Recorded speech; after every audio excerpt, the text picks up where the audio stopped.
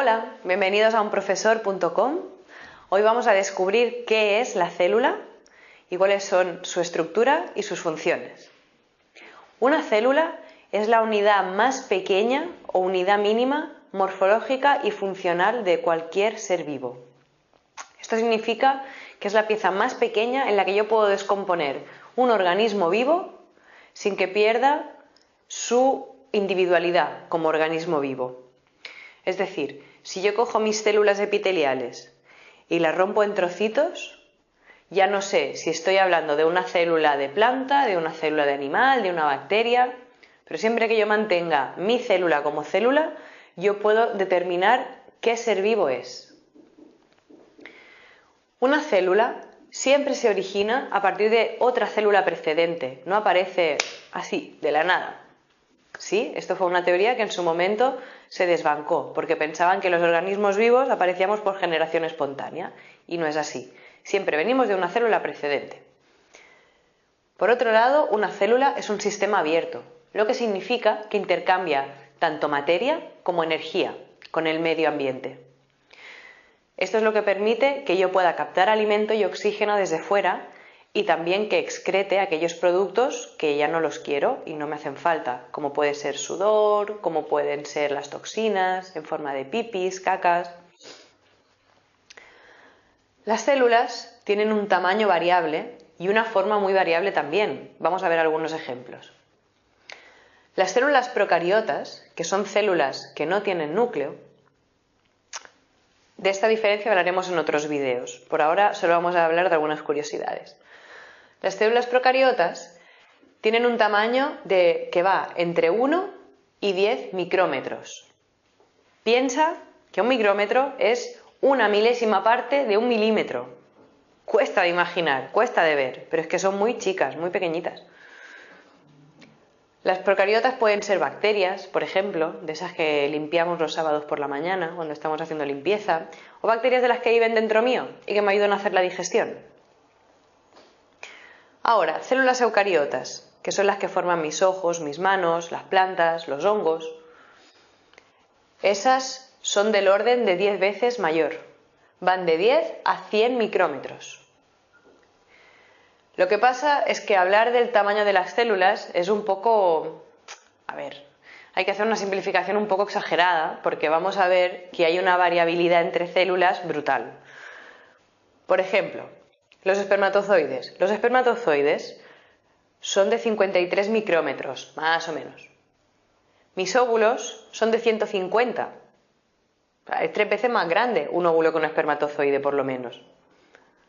Y las neuronas ni te cuento, las neuronas pueden llegar a hacer 1 metro. Es una barbaridad. Sí que es verdad que hay neuronas muy pequeñitas que están dentro de la médula y que no salen, o dentro del cerebro, pero hablamos de que hay neuronas que se forman aquí en el tallo del cerebro y viajan por toda la columna. Ese es el recorrido de la célula. Los granos de polen, que a veces producen alergias, 200, 300 micrómetros. O el huevo de avestruz. Si alguna vez te has comido uno, sabes que son grandotes. Pueden llegar a ser 7 centímetros. Por lo tanto, el tamaño va a ser muy variable. Lo que sí que está claro es esta definición de unidad mínima morfológica y funcional. Unidad mínima morfológica porque mantiene una forma y funcional porque mantiene sus funciones. Vamos a ver con un poco más de detalle cuál es su estructura y cuáles son sus funciones. Acerca de la estructura de la célula, vamos a partir de una generalidad y luego vamos a los detalles.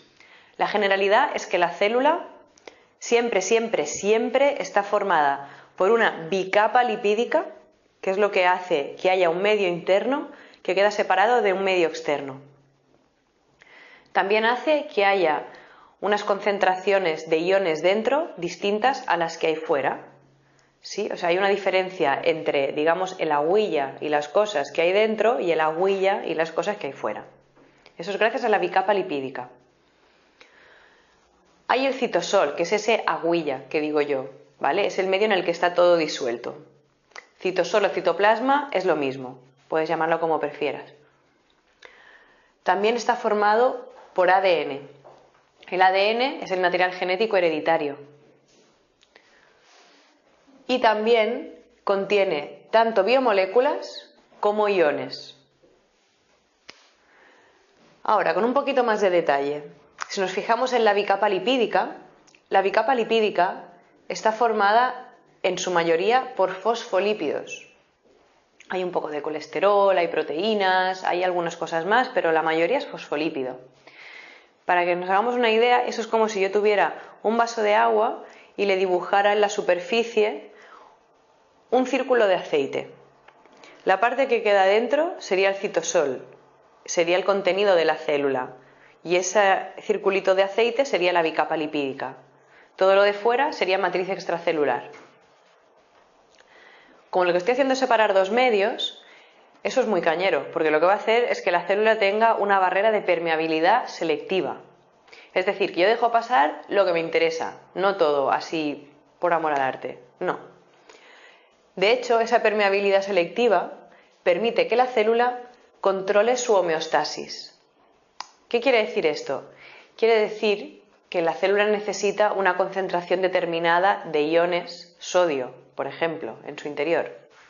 Quiere decir que necesita una cantidad de agua para no contraerse y arrugarse, porque tiene que tener un volumen y una turgencia determinada. ¿Sí? De hecho, puedes ver esto muy claramente cuando ves a un bebé. Un bebé tiene sus células con más agua de lo que acostumbra tener un anciano. Por eso el anciano está arrugado, porque ha perdido volumen. ¿Vale? Todo este control es el control de la homeostasis, y esto se hace gracias a que hay una bicapa lipídica. No es gracias al citosol ni al ADN, es por la bicapa. Por lo tanto, todo esto también tiene que ver con mantener la estructura, mantener la integridad de la célula. Ahora, ¿qué hay en el citosol? En el citosol hay agua, por supuesto, porque todo lo que sucede en la célula sucede en medio acuoso, pero también hay orgánulos. Los orgánulos puedes recordarlos como si fueran órganos pequeñitos. Son los órganos pequeñitos de la célula. Y como los órganos hacen con nosotros, los orgánulos le permiten a la célula hacer sus funciones. Por ejemplo, hay orgánulos que sintetizan proteínas. Hay orgánulos que se encargan de eliminar toxinas. Si quieres saber más sobre los tipos de orgánulos que hay, puedes encontrar en esta misma página web, en el apartado de la célula, con el nombre de orgánulos celulares. Estos orgánulos, como he dicho, son especialistas en hacer las funciones de la célula. También, por lo tanto, tiene que ver con el metabolismo. El metabolismo de la célula son todos aquellos procesos de transformación por los cuales la célula capta lo que necesita del medio externo, lo transforma y excreta lo que ya no necesita. Por último, el ADN, hemos hablado que está formado por material genético hereditario, es material genético hereditario. Y eso concretamente significa que uno va a guardar la información necesaria para pasarla a las siguientes generaciones, va a hacer proteínas, por otro lado, y ahí es donde entra esto, que es que gracias al ADN la propia célula controla en qué fase de su ciclo vital está. Se produce un control de ciclo celular y también me habla de en qué etapa del desarrollo está la célula.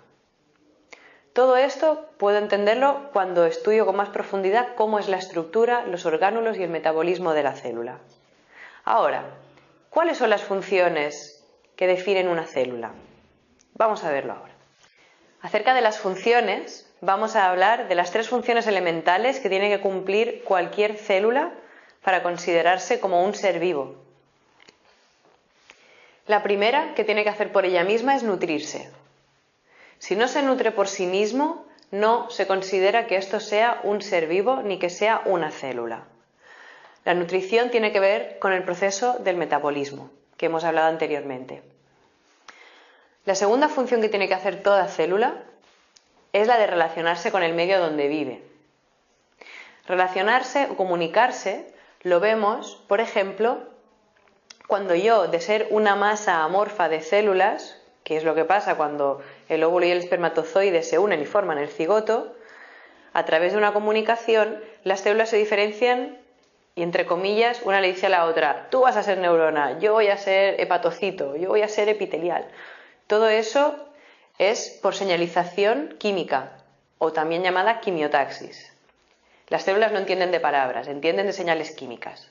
Y eso tienen que hacerlo por ellas mismas. Si no lo hacen, no se considera que lo que estemos estudiando sea una célula. Los neurotransmisores, los anticuerpos, las hormonas, son algunos de esos mediadores que yo puedo identificar más claramente en mi organismo. Por ejemplo, yo me comunico con el medio donde vivo cuando paso de la infancia a la adolescencia. Cambia mi medio interno a través de hormonas y eso produce un cambio en mi ciclo vital. La reproducción es la última función que tiene que hacer toda célula por sí misma. La reproducción tiene que ver con el crecimiento de tejidos, también la regeneración, si se ha roto un tejido, y con una multiplicación. La diferenciación celular que he puesto aquí, como he dicho antes, es una suma de estas dos. El hecho de que muchas células crezcan y se reproduzcan, pero también de que unas hagan una función y otras hagan otras. Por lo tanto, estas tres funciones tienen que darse todas juntas. Si alguna no se da, no puedo considerar que eso sea una célula ni un ser vivo. Hasta aquí el vídeo de hoy. Si tienes dudas, puedes dejar tu comentario en la página web o encontrar ejercicios para resolver a continuación para ver si todo ha quedado claro. ¡Feliz estudio!